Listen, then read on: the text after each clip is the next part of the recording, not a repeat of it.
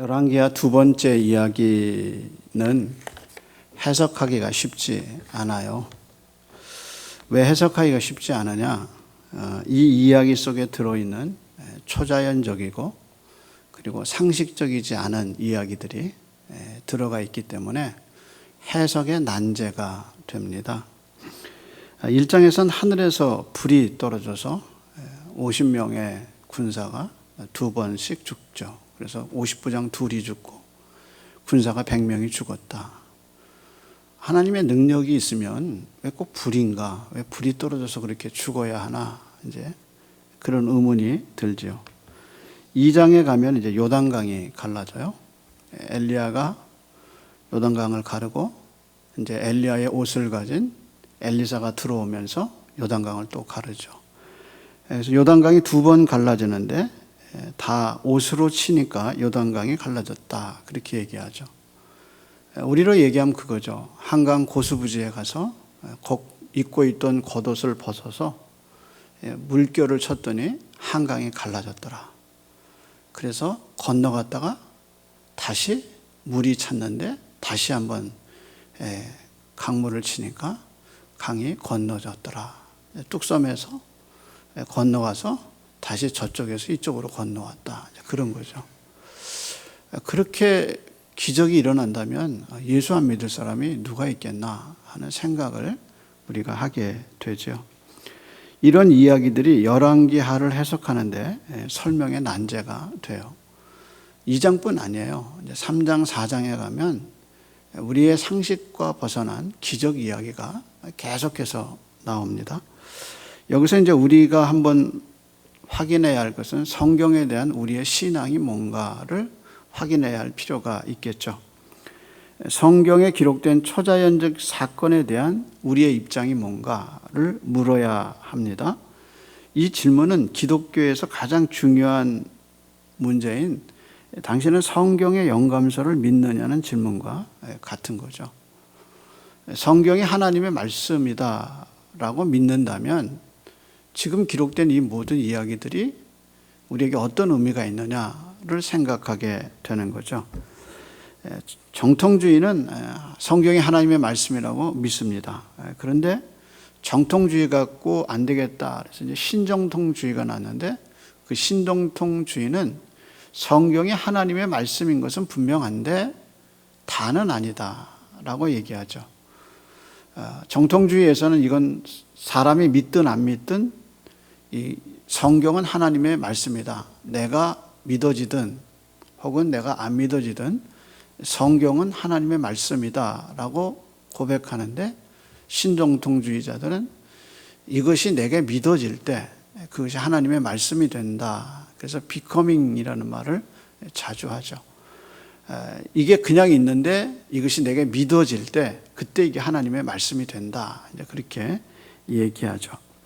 자, 그러면 문제가 생기는 게 뭐냐? 그러면 어떤 것이 하나님의 말씀이고 어떤 것이 하나님의 말씀이 아니냐? 그걸 누가 판단할 거냐라는 생각을 이제 하게 되죠.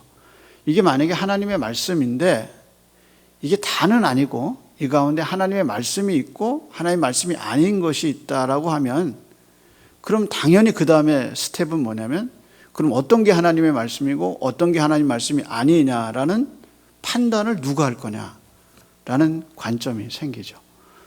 그래서 쉽게 이제 얘기하면 이성적이고 합리적인 것은 하나님의 말씀인데 동화적이고 신화적인 것들은 하나님의 말씀이 아닌 거죠. 예를 들어서 지금 오늘 본문에 나오는 이야기가 하나님 말씀이냐 아니면 이게 신비하고 이게 이 동화적 요소가 하나님의 말씀이 아니지 않느냐라는 판단을 하게 되죠. 그래서 이성적이고 합리적이고 교훈적이고 사람의 윤리에 좋은 것은 하나님의 말씀이 되지만 믿어지지 않고 기적적인 이야기, 동화적인 이야기, 신화적인 이야기는 하나님의 말씀이 안 되는 거죠. 그래서 그거를 하나님 말씀이 아니라고 구분하기 시작하겠죠.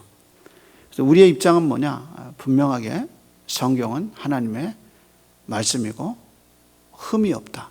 무효하지 않다. 그렇게 얘기하죠. 스펄전이 성경의 무효성에 대해서 이렇게 설교했어요. 성경은 세상의 어떤 책과도 비교할 수 없으며 완전하고 순수한 책이며 지혜의 결정으로서 성경 속에 어떠한 오류도 들어있지 않으며 오직 완전한 진리만이 기록되어 있습니다. 그리고 그 다음에 뭐라냐? 왜 그럴까요? 라고 물었어요.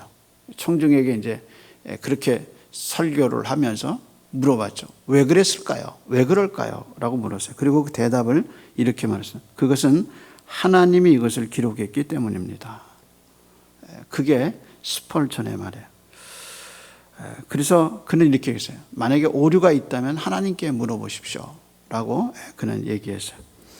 우리는 구약에 나오는 모든 기적 이야기가 사실이라고 믿고 그렇게 믿기 때문에 구약의 완성이신 예수 그리스도가 처녀의 몸에서 잉태돼서 나셨다는 사실이 믿어지는 거예요. 그리고 그분이 십자가에서 죽으시고 3일 만에 부활하셔서 부활하신 육체로 승천하셨고 부활하신 몸 그대로 이 세상에 다시 오실 거라고 믿는 이유가 뭐냐? 성경이 하나님의 말씀이기 때문이죠. 그래서 구약에 나온 이 하늘에서 불이 떨어지고 요단강이 갈라지는 이야기가 믿어지지 않는다면 신약의 이 모든 기적의 주제이신 예수 그리스도는 믿어지지 않는 거죠. 그래서 성경의 진리는 믿는 것이 아니라 믿어지는 믿음이죠. 그래서 성경이 어느 날 중생하고 나면 이게 하나님의 말씀이구나 하고 이게 생명이구나 하고 하나님의 말씀에 빠져들게 되고 그 말씀이 내 영혼의 등불이요 내 발의 빛이다 라고 고백하게 되는 거죠. 이런 관점에서 성경이 믿어지는 진리는 이건 성령의 역사가 아니면 믿어지지 않는 거죠. 따라서 오늘 본문의 진실성은 우리에게 아무 문제가 되지 않아요. 하늘에서 불이 떨어졌어요? 사실이에요. 요단강이 갈라졌어요? 요단강 뭐 갈라지는 거 우리가 이미 여호수아에서 다 봤는데 갈라지는 거 당연하죠. 하나님이 천지를 창조하셨는데 천지를 창조하신 하나님이 자연의 주인이신데 그거 가르는 건 일도 아니죠. 이게 이제 우리의 신앙의 고백이 되는 거죠. 그래서 1장과 2장에 나오는 이야기가 전혀 우리에게는 문제가 되지 않아요. 그렇다면 오늘 본문의 핵심은 뭘까요? 이야기의 시작은 아합의 아들인 아하시아가 왕이 된 후에 난간에서 떨어져서 부상을 당하죠. 타박상을 당했는지 아니면 부상의 정도가 어느 정도인지 우리는 알 수 없지만 아무래도 사람을 보내서 자신의 병이 낫겠느냐고 물어본 걸로 봐서 병이 좀 심각해지지 않았냐라고 생각하죠. 문제는 아하시아가 그 병을 블레셋 사람들이 있는 5도시 중에 하나인 에글론의 신 바알세부백에 물으러 사신을 보냈다는데 이제 문제가 되는 거죠. 그래서 사신들이 가다가 엘리야를 만나게 되고 그 엘리야가 전한 메시지를 다시 아하시아에게 전하는 것이 이제 오늘 본문의 이야기의 시작입니다. 근데 여러분 여기서 1장 전체가 대화체로 됐다는 것을 눈여겨보셔야 돼요. 이건 대화체예요. 종들이 왕의 이야기를 듣고 사신이 바알세부백에 가다가 엘리야를 만나게 돼서 엘리야가 전한 이야기를 다시 왕에게 하는 것으로 이 본문이 이제 진행되고 있다는 겁니다. 우선 엘리야가 나타나서 사신들에게 준 메시지 이야기가 적혔는데 이 메시지가 이 이야기를 여는데 상당히 중요한 힌트가 되죠. 왕이 예상보다 일찍 들어온 사신들에게 묻죠. 너희가 어떻게 이렇게 돌아오느냐 물었더니 사신들이 엘리야가 전한 이제 말을 합니다. 그런데 그 이야기가 본문 전체에서 3번 나와요. 한번 볼까요? 3절에 한번 나오죠. 3절입니다. 읽을 때 여러분 뭐가 특징인가 한번 보세요. 여호와의 사자가 디셉 사람 엘리야에게 이르되 너는 일어나 올라가서 사마리아 왕의 사자들을 만나 그들에게 이르기를 이스라엘의 하나님이 없어서 너희가 에글론의 신 바알세불에게 물으러 가느냐. 그리고 이제 4절이 이제 핵심이죠. 그러므로 여호와의 말씀이 네가 올라간 침상에서 내려오지 못할지라 네가 반드시 죽으리라 하셨다 하라. 엘리야가 이에 가니라. 그리고 여러분 이제 4절을 보셨죠? 그 다음에 이제 6절을 한번 보세요. 6절입니다. 그래서 이제 그 사람들이 돌아와서 얘기하는 장면입니다. 그들이 말하되 한 사람이 올라와서 우리를 만나 이르되 너희는 너희를 보낸 왕에게 돌아가서 그에게 고하기를. 누구의 말이에요? 여호와의 말씀이 이스라엘에게 하나님이 없어서 네가 에글론의 신 바알세불에게 물으러 보냈느냐. 그러므로 네가 올라간 침상에서 내려오지 못하리라. 그 다음 말이 뭐죠? 네가 반드시 죽으리라. 그 다음에 이제 16절을 갑니다. 사건이 끝났어요. 그리고 16절에요. 말하되 여호와의 말씀이 네가 사자를 보내 에글론의 신 바알세불에게 물으려 하니 이스라엘에 그의 말을 물을 만한 하나님이 안 계시냐. 그러므로 네가 올라간 침상에서 내려오지 못할지라 네가 어떻게 해요? 반드시 죽으리라 하셨다 하니라. 자, 이 대화체에서요, 3번 강조되고 있죠. 3번 강조되는 말 속에서 공통적인 말이 2번 나와요. 그게 무슨 말이죠? 여호와의 말씀에 라는 단어가 나오고요. 또 하나 무슨 단어가 나오냐? 네가 반드시 어떻게 해요? 죽으리라. 네가 반드시 죽으리라. 근데 이 단어 우리가 어디서 많이 듣지 않았어요? 이거 어디서 들었죠? 창세기 어디서 들었어요? 아담에게 하나님 뭐라 그러셨어요? 동산 중앙에 있는 선악을 알게 하는 나무의 열매는 먹지 마라. 그 다음 뭐라 했어요? 먹으면 네가 반드시 죽으리라. 그렇게 얘기하셨어요.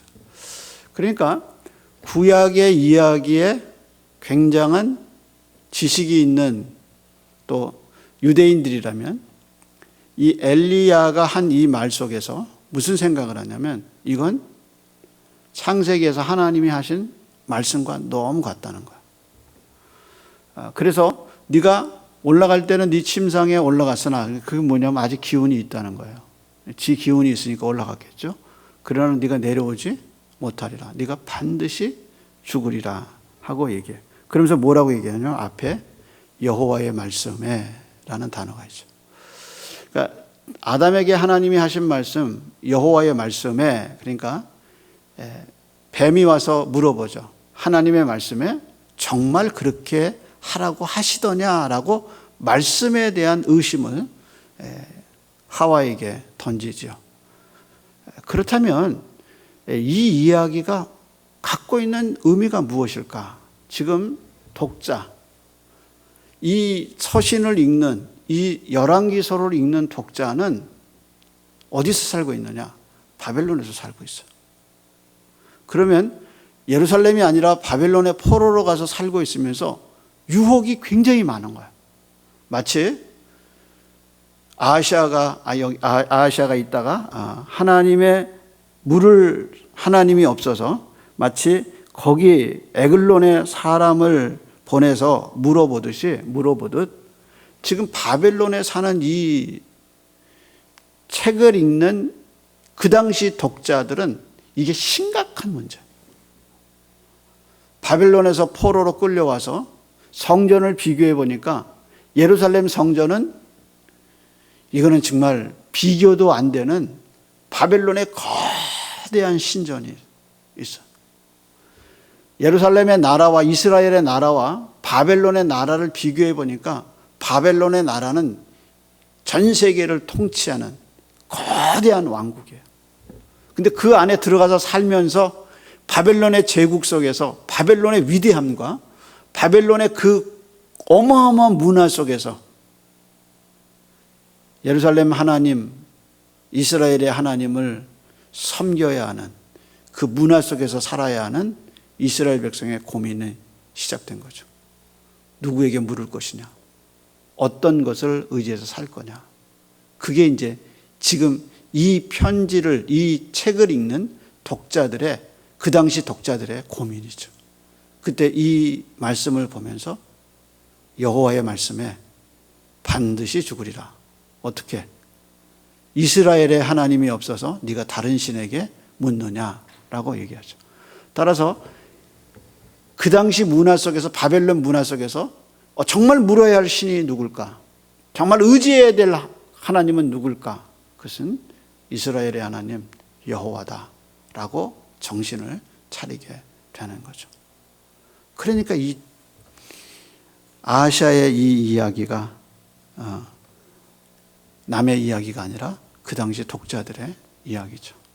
우리도 가끔 신앙이 바닥에 떨어지거나 아니면 신앙이 약해질 때 정말 하나님한테 내가 묻고 하나님 의지해서 살아도 되나? 하는 의심을 갖게 되죠. 그래서 일이 생겼을 때 아하시아는 아합 당시에 디셉 사람 엘리야가 행한 기적을 아합과 함께 봤어요. 3년 6개월 동안 비 오지 않았을 때 땅에 어떻게 비가 왔는지, 하늘에 불이 어떻게 떨어졌는지 그는 눈으로 자기 아버지의 통치의 삶 속에서 같이 봤어요. 그러나 믿지는 않았어요. 그것이 이 아하시아의 문제죠. 우리가 진짜 일을 당하고 어려움을 당할 때 정말 하나님이 내 병을 고치실까? 정말 이 문제 속에 하나님의 말씀대로 내가 살아도 정말 이렇게 될까 하는 의심이 들지요. 당연히 들죠. 그때 창세기에 네가 이 선악의 열매를 따먹으면 정령 반드시 죽으리라. 하나님 떠나는 순간 죽어요. 그래서 네 침상에는 올라가긴 네가 올라갔지만 내려오지 못하리라. 그 경고를 무시한 거죠. 그래서 바벨론에서 살면서 이 독자들이 다시 한번 신앙이 하나님의 말씀으로 돌아가게 되는 거예요. 아, 그래. 이 바벨론 문화 속에서도, 이 거대한 문화 속에서도 하나님은 여전히 우리와 함께 하시고 살아계시다 하고 이 글을 읽으면서 맞아. 아하시아 왕이 그때 왜 죽었느냐? 그래, 진짜 그랬어. 그가 떨어져서 그렇게 됐었는데 정말 자기들 역사 속에서 역사하신 하나님의 이 손길을 바라보면서 그들이 다시 한번 하나님께 돌아오는 계기가 되는 거죠. 그리고 이제 두 번째 얘기는 뭐예요? 그러니까 아하시아가 엘리야가 어디 있냐? 그래서 엘리야를 잡으러 사람을 보내죠. 몇 명을 보내죠? 50명을 보내요. 이제 2장에 가도 선지자 생도의 숫자가 50명이에요. 그래서 이제 50명이 이제 가는데 50부장이 이제 가죠. 그래서 이제 50부장이 한 첫 번째 말도 이게 전부 1장이 다 뭐냐? 대화예요, 대화. 자, 그럼 어떤 대화로 시작했나? 한번 보도록 하겠습니다. 9절입니다. 이에 50부장과 그의 군사 50명을 엘리야게로 보내매 그가 엘리야게로 올라가 본즉 산 꼭대기에 앉아 있는지라 그가 엘리야에게 이르되 하나님의 사람이여 왕의 말씀이 내려오라 하셨나이다. 엘리야가 50부장에게 대답하여 이르되 내가 만일 하나님의 사람이면 불이 하늘에서 내려와 너와 너의 50명을 살을지로다 하매 불이 곧 하늘에서 내려와 그와 그의 군사 50명을 살랐더라. 뭐예요 이게? 대화체죠. 그래서 첫 번째 50명은 9절에서 10절에 나오고요. 두 번째 50명은 11절에서 12절에 나와요. 그리고 이제 세 번째 50명은 살죠. 그것이 이제 12절에서 13절 이렇게 순서대로 나와요. 그러면 첫 번째 와서 50명이 얘기했을 때 뭐라고 얘기하면 이렇게 해야죠. 엘리야가 산 꼭대기에 앉아 있었다. 그럼 뭐라고 얘기하느냐? 하나님의 사람이요 이렇게 부르죠. 그 다음 말이 뭐냐면 왕의 말에 어떻게 하라 그랬어요? 내려오라 하더이다. 그랬더니 똑같이 돌아가는 그 순서가 뭐냐면 내가 만일 누구면 하나님의 사람이면 불이 어떻게 해요? 하늘에서 내려와 너희를 살르리라. 그래서 두 번 사건에서 똑같이 반복되는 말이 뭐냐면 이 이야기 속에서 두 개의 개념이 부딪히고 있어요. 하나가 뭐냐? 왕의 말. 왕의 말. 왕의 말에 당신이 내려오라 하더이다. 왕의 말이 핵심이에요. 근데 엘리야는 뭐라고 얘기하냐면 내가 하나님의 사람이면 이렇게 얘기하죠. 그러니까 뭐가 부딪히냐? 왕과 하나님이 부딪히고 있어요. 그러니까 왕의 말에 당신이 빨리 내려오소서라고 얘기했을 때 엘리야가 내가 하나님의 사람이면 하늘에서 불이 떨어지라. 그럼 여러분 물어봐야 돼요. 아니 죽이려면 여러 가지 방법이 있잖아요. 어떻게 죽여요? 50명이 땅이 갈라져서 땅속에 들어갈 수도 있어요. 그것도 지진의 한 방법이니까. 근데 하늘에서 불이 내려와. 그것도 두 번씩 똑같이 불이 내려와야 할 이유가 뭘까? 하늘에서 불을 내리시는 분은 하나님밖에 없으셔. 그래서 엘리야가 갈멜산에서 하늘에서 불을 내리시는 이가 뭐라 그랬어요? 참 신이다 이렇게 얘기하죠. 그러니까 이 사건이 갖고 있는 게 뭐냐? 철저하게 이게 하나님의 심판이라는 거예요. 네가 침상에 올라갔으나 내려가지 못하리라 그 말에도 하나님의 말씀에 이렇게 기록되어 있죠. 그런데 왕의 말과 하나님의 말씀, 하나님이라는 개념이 부딪히고 있는데 세 번째 사람은 어떻게 살았죠? 세 번째 사람 한번 보죠. 세 번째 사람은 어떻게 살았나? 13절입니다. 왕이 세 번째 50부장과 그의 군사 50명을 보낸지라 셋째 50부장이 올라가서 엘리야 앞에 이르되 그의 무릎에 어떻게 해요? 꿇어 엎드려 간구하여 이르되 하나님의 사람이여 원하건대 나의 생명과 당신의 종인 50명의 생명을 당신은 귀히 보옵소서. 그랬더니 16절 한번 보세요. 15절입니다. 여호와의 사자가 엘리야에게 이르되 너는 그를 두려워하지 말고 함께 내려가라 하신지라 엘리야가 곧 일어나 그와 함께 내려와 왕에게 이르되 이르라. 자, 그러면 세 번째 사람은 왜 안 죽었죠? 왜 안 죽었어요, 여러분? 앞에 두 사람은 다 죽었는데 세 번째 사람은 왜 안 죽었죠?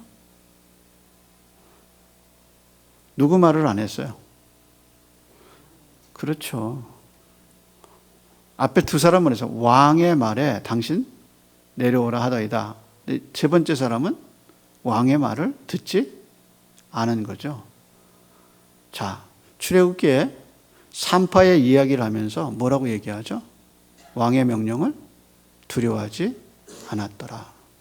그러면 다시 이 책을 읽는 원래의 독자에게 가보세요. 바벨론의 문화 속에서 바벨론의 명령에 의해서 살아가야 하는 그 사람들에게 누구 말을 따라갈 거냐? 어떻게 해서 생명을 보존할 거냐? 세 번째 사람에게 길이 있는 거죠. 타 죽어야 하는 운명 속에서 하늘의 심판을 받아야 하는 그 악한 왕이 보낸 그 악한 왕에 의해서 가서 죽을 수밖에 없는 운명을 가진 이 50부장이 하나님의 사람 앞에 무릎을 꿇고 간구하여 우리의 생명을 귀히 보십시오라고 얘기하는 이 장면에서 바벨론의 문화 속에서 바벨론 왕의 명령을 지켜야 하는 그 악한 문화 속에서 생존할 수 있는 길이 무엇인가를 발견하게 되겠죠. 그 길이 뭐냐? 하나님께 겸손히 무릎을 꿇고 그분의 자비와 은혜를 구하는 거죠.